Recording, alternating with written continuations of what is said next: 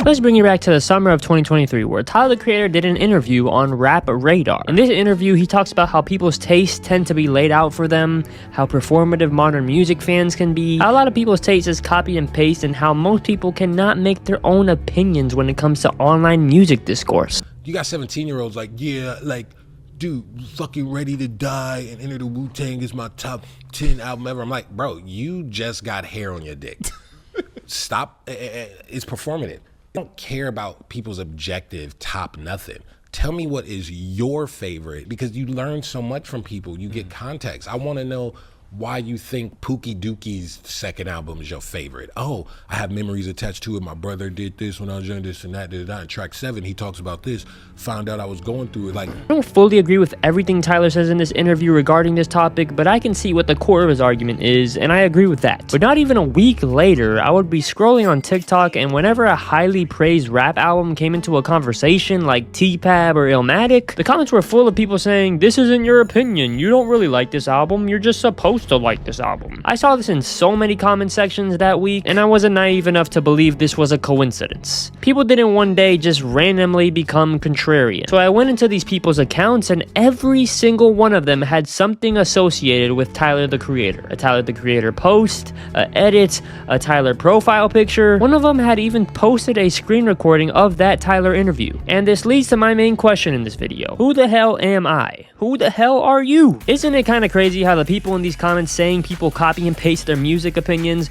are all repeating the exact same thing Tyler said in this interview? Do we see the hypocrisy here? And I see this everywhere. I see people with traditional lyrical hip-hop fan taste calling Drake fans NPCs. Like, bro, I know 50,000 other people that have the exact same taste as you. Same with like underground hip-hop fans that like Drain Gang and Black Cray. Same with Rate Your Music nerds who say Pink Floyd is the GOAT band. All of these people fit in some way, yet all of these fan bases tend to call other fan bases NPCs. Does anyone calling people NPCs have self-awareness? I just wish I had the lack of self-awareness these people had sometimes. But sadly, I did not. I talked about how my music taste shifted throughout the years in my Frank Ocean video, but to sum it up, I went from a guy who listened to whatever pop bangers were on the radio in elementary school, to a trap fan throughout middle school, all the way up until I watched this Sean C video who hated on my favorite rapper. This made me curious to see what Sean C liked. I then listened to Blonde, and my taste changed forever. I got into experimental music after, I got into movies after that, I got into experimental movies after that, and that's an extremely brief explanation because my taste went pretty much every place it could go throughout high school. And as cool as that was,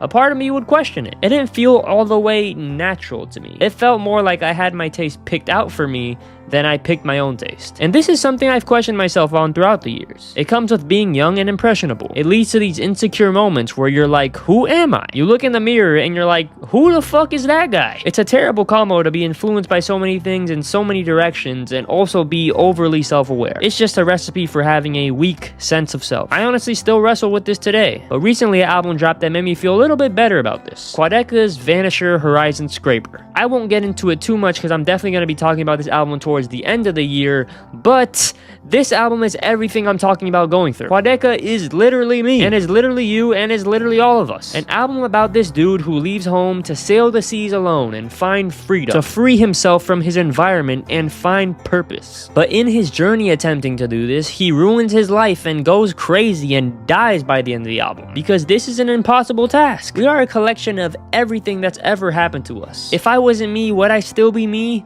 Yes, this album made me start thinking about Quadeca a little more. A dude who had a lot of the same music taste changing throughout his life as me. A dude who went from making YouTube rap to whatever the hell he's making now. He's all over the place. Just like me, just like you. The more I thought about it, the more I realized that this pure version of us will never exist. And it never did. I listened to trap music in middle school because that's what the people around me were listening to. I literally was letting the radio choose what music I liked in elementary school. I could go and try to find music only for me and not listen to any YouTuber or any TikTok influence, and I'd still get influenced by Spotify algorithms. There's no way to escape it. We are all in some some way influenced by our environment. We are a collection of everything that's ever happened to us, and that's awesome. It feels like our environment and upbringing infect us. I think life is all about realizing that as you grow up, in the process of trying to remove the worst parts of that infection while still keeping the good parts that come with it. And one of the coolest things about the way that I was infected is that I now like literally everything. I like stupid 2000s rom-coms. I like harsh noise music. I like super conceptual maximalist shit.